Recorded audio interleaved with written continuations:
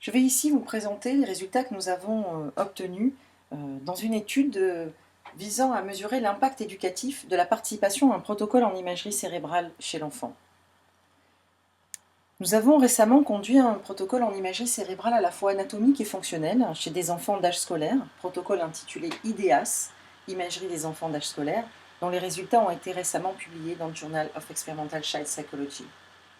Dans le cadre de ce protocole de recherche, les enfants ont été amenés à rencontrer des chercheurs en neurosciences et en psychologie cognitive. Ils ont reçu un enseignement sur le cerveau à l'école de la part de leurs enseignants, un enseignement sommaire somme toute.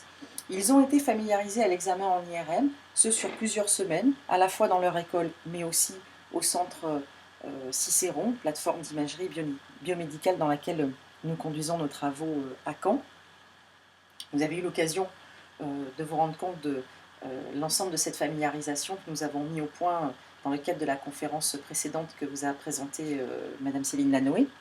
Et surtout, ces enfants ont été amenés à découvrir leur cerveau. Le professeur Olivier Houdet vous parlait hier de conscience réflexive. Et ce n'est pas rien chez l'enfant. La question que nous nous sommes posée était la suivante.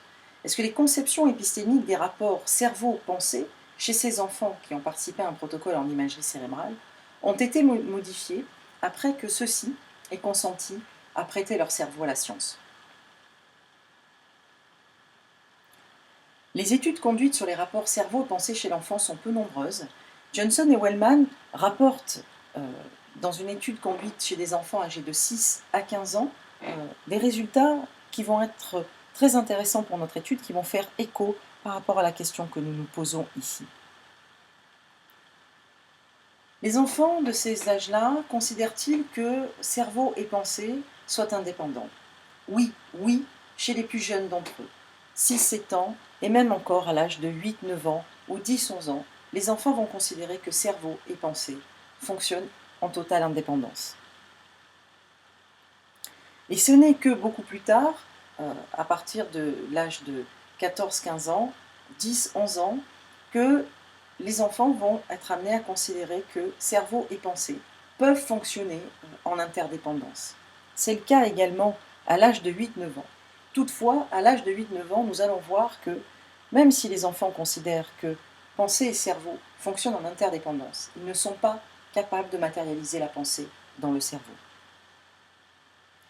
Est-ce que le cerveau dépend de la pensée? Très peu d'enfants pensent, quel que soit l'âge, que le cerveau puisse dépendre de la pensée. Mais la question inverse, est-ce que la pensée dépend du cerveau? Oui, oui, mais à partir de l'âge de 14-15 ans.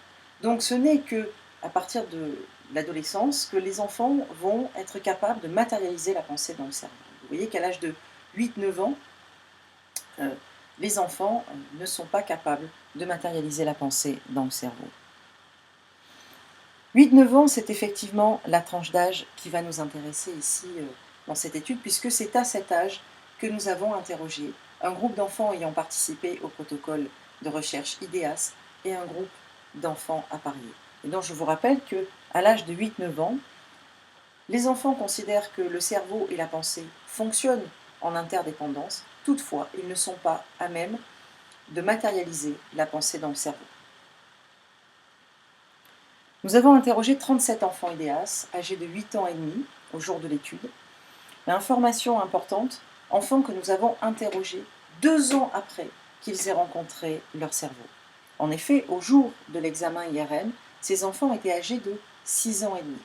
Donc nous sommes retournés les voir 2 ans après afin de mesurer l'impact éducatif que pouvait avoir eu la participation à ce protocole de recherche. Et lorsque nous sommes retournés les voir, nous avons été particulièrement vigilants à ce que ces enfants ne revoient pas le personnel avec qui ils avaient été amenés à travailler 2 ans auparavant.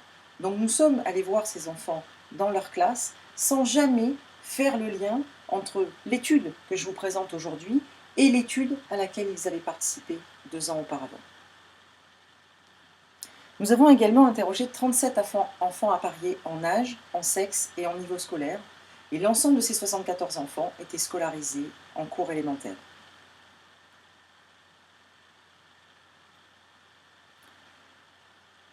Nous leur avons posé de multiples questions, dont la suivante. Dis-moi, où est ton cerveau? À cette question, nous avons observé que, quel que soit le groupe d'enfants, les enfants âgés de 8 ans et demi sont capables de nous dire que le cerveau est localisé dans leur tête ou encore dans leur crâne. Maintenant, à la question où est ta pensée, nous avons un effet significatif du groupe. Les réponses que nous donnent les enfants appariés se distinguent des réponses que nous donnent les enfants IDEAS. Plus de la majorité des enfants appariés ne savent pas localiser leur pensée. 19% d'entre eux vont la localiser dans le cerveau, 19% dans la tête, 3% dans le corps. Alors que seulement 24% des enfants IDEAS ne savent pas localiser la pensée, 43% d'entre eux vont localiser la pensée dans le cerveau et 30% dans la tête, 3% dans le corps. Donc sur cette question, nous obtenons déjà une différence de groupe telle que les enfants IDEAS sont plus à même de localiser leur pensée dans le cerveau. Nous avons interrogé les conceptions épistémiques des rapports pensée-cerveau chez ces 74 enfants à l'aide d'un questionnaire d'épistémologie naïve que nous avons créé au sein de l'équipe de recherche et qui consistait à présenter aux enfants un personnage, Julie ou Pierrot, avec ses chats, dans différents contextes. Vous avez ici une vignette relative au rêve où on va présenter à l'enfant le personnage qui est en situation d'endormissement dont on lui dit qu'il est en train de rêver de ses chats. Ici encore une autre vignette où Julie compte ses chats, sachant que ses chats sont présentés sous ses yeux. La question que nous avons posée aux enfants interrogés était la suivante. De quoi Julie, Pierrot, a-t-il besoin pour rêver de ses chats, pour compter ses chats? A-t-il besoin de ses yeux, de ses mains, de sa bouche, de son cœur, de son cerveau, de sa pensée? Nos items d'intérêt, vous l'avez compris, seront cerveau et pensée. Les 4 autres items ont été pour nous des items distracteurs. Nous avons interrogé l'enfant sur 9 fonctions cognitives. Le rêve, le calcul lorsque les objets à calculer étaient présents sous les yeux du personnage, le calcul mental, les objets étaient donc absents, la lecture, l'imagerie mentale, la perception, le langage parlé, Julie appelle ses chats, le langage intérieur, Julie pense à ses chats, et les émotions. Nous avons tout d'abord regardé quelle était la fréquence de choix pour chacun des groupes d'enfants de l'item cerveau. Est-ce que le personnage a besoin de son cerveau pour réaliser l'ensemble des fonctions cognitives que nous avons présentées aux enfants? Oui. Oui, mais plus fréquemment chez les enfants IDEAS que chez les enfants appariés. 66% des enfants IDEAS nous disent pour l'ensemble des fonctions cognitives interrogées que le personnage va avoir besoin de son cerveau, contre 40% chez les enfants appariés. Comment le choix de cet item se répartit sur les 9 fonctions cognitives que nous avons interrogées pour chacun des groupes, et cette répartition est-elle différente d'un groupe à l'autre? Vous avez sur ce graphe les 9 fonctions cognitives qui vous sont présentées, et nous avons pour chacune d'elles compté le nombre d'enfants dans chacun des groupes qui avaient choisi l'item cerveau comme nécessaire à la réalisation de chacune de ces fonctions. Globalement, les enfants IDEAS pensent que le cerveau est nécessaire pour toutes les fonctions cognitives, et plus particulièrement pour l'imagerie mentale, le rêve, le calcul, le langage intérieur, la lecture. Comme je vous le disais tout à l'heure, la fréquence d'apparition de cette réponse est moins importante chez les enfants appariés. Et le pattern de réponse est sensiblement identique, puisque chez les enfants appariés, c'est une nouvelle fois dans l'imagerie mentale, le rêve, le calcul, le langage intérieur ou la lecture que le cerveau semble nécessaire. Et nous obtenons une différence significative pour la quasi-totalité des fonctions cognitives interrogées sur la fréquence de choix de cet item cerveau entre le groupe des enfants IDEAS et le groupe des enfants appariés, hormis pour l'émotion, qui semble être une fonction cognitive particulière chez ces enfants âgés de 8 ans et demi. Nous avons réalisé le même traitement pour le choix de l'item pensée.